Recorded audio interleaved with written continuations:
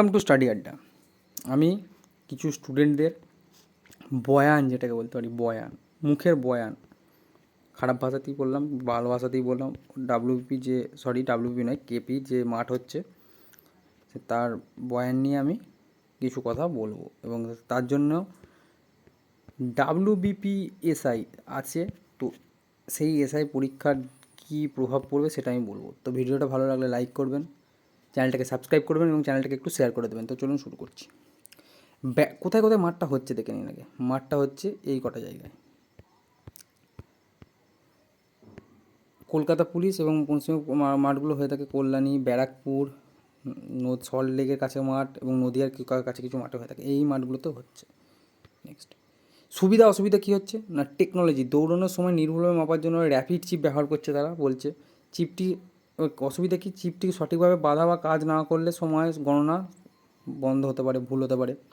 Next, নির্দিষ্ট সময়ের আগে দৌড় শেষ করে দেবেন, সেটা বলাও যা, না বলাও তাই, মানে প্রত্যেকটা স্টুডেন্ট এটা বুঝবে যে আমাকে শেষ করতে হবে। পরিস্থিতি খুব খারাপ হচ্ছে না, এটা আমি বলে দেবো, যে মাঠ খুব ভালো থাকছে বলছে। প্রতি ব্যাচে পরীক্ষার্থীর সংখ্যা কম থাকে, দৌড় শুরু করা সহজ হয় এবং ভিড় কম থাকে। যদি এটা তাড়াতাড়ি যাও তবে হবে, কিন্তু যখনই লেট হয়ে যাবে না তখন এটা হবে না।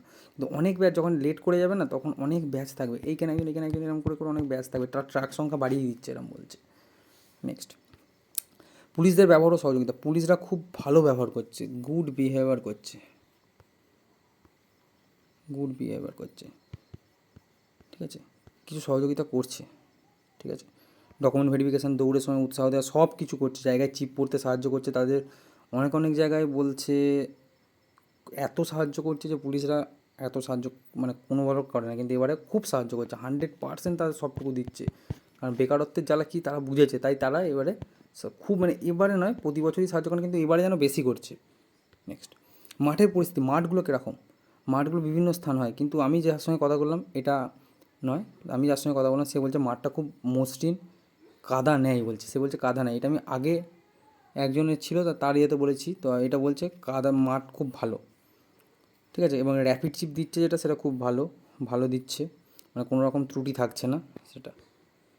স্টুডেন্টদের কেমন গেছে, স্টুডেন্ট বলছে দাদা 70 থেকে 80% স্টুডেন্ট গেছে দাদা, 80 নয়, এটা 85% বলছে স্টুডেন্ট গেছে,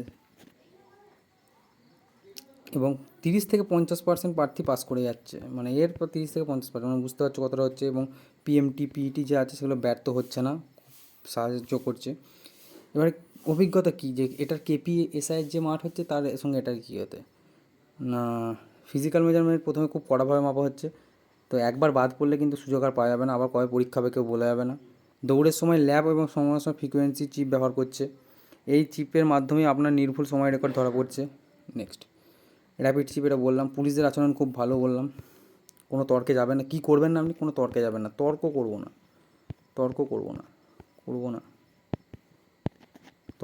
না, ঠিক আছে।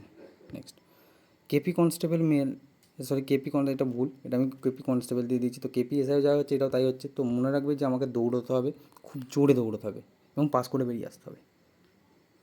এবার যদি কেপি কনস্টেবল নয়, কেপি এসআই কনস্টেবল পরীক্ষা নাও আর ডাব্লিউপি এসআই কনস্টেবল পরীক্ষা নাও, আমাকে মাঠে দৌড়তে হবে, খুব জোরে দৌড়তে হবে এবং 100% দিয়ে দৌড়তে হবে, কারণ আমি এবছর বেকারত্বের জানাতে বেকার নামের তকমা কেটে বেরোবো। তো ভিডিওটা ভালো লাগলে লাইক করবেন, চ্যানেলটাকে সাবস্ক্রাইব করবেন এবং একটু শেয়ার করে দেবেন। দেখা হচ্ছে পরের ভিডিওতে। থ্যাংক ইউ, জয় হিন্দ, বন্দে মাতরম।